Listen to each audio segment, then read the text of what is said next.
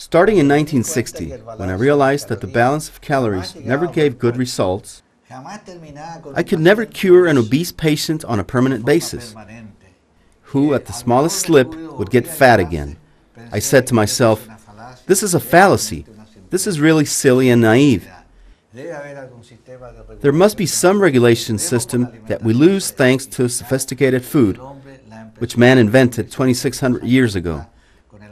With technological breakthroughs, he tried to improve his food, but fell in the most awful trap because he began to mix carbohydrates and fat with an overwhelming prevalence over proteins. And as I said before, it's the only one that carries nitrogen, and this food stress is responsible for the loss of control functions of the alimentary canal that is born active and becomes passive. Here the calorie balance takes place as a scientific truth.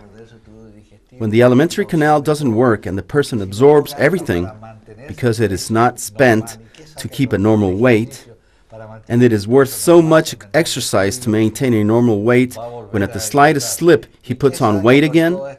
And is it worth so many restrictions or hardships when he will never be able to control his compulsive hunger?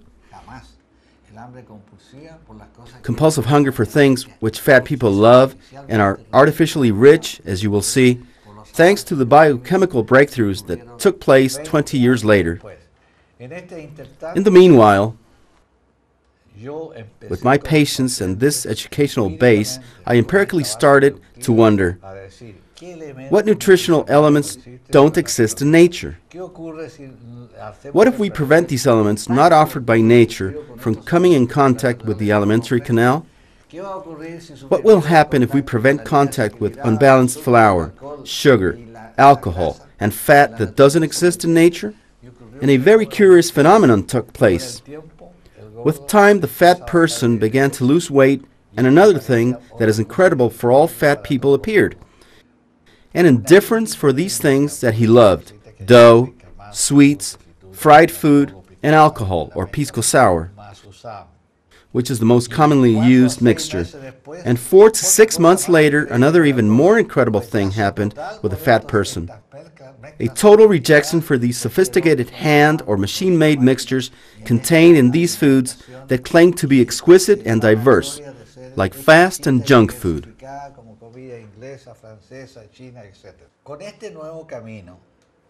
With this new practice of not coming in contact with flour, sugar, alcohol, and fat, and with heavy protein food, incredible things happened.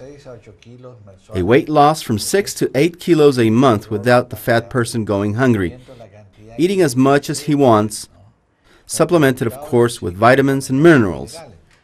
Because obviously if we take away fat, the liposoluble vitamins A, D, and K that are carried by fat, it could then increase the danger of an illness due to deficiency. The person then receives a supplement of vitamins and minerals, a hyperprotein diet, no contact with flour, sugar, alcohol, and fat. And once the fat person reaches his normal weight, and there are 3 types of normal weights: maximum normal weight, intermediate weight, and minimum weight, according to the morphological conformation of the human body. Because, for example, there are women, mainly in Latin America, that have selective or sectorial obesities, such as the ovarian micropolycytosis that makes women put on weight from the waist down to the knees, like old army pants, or lipomasty, which is excessively enlarged breasts due to abundant fat, or steatopygia, which is a bottom that sticks backward like a trailer toe. Obviously, this type of fat or overweight people are destined to reach the minimum normal weight in order to have a certain degree of uniformity.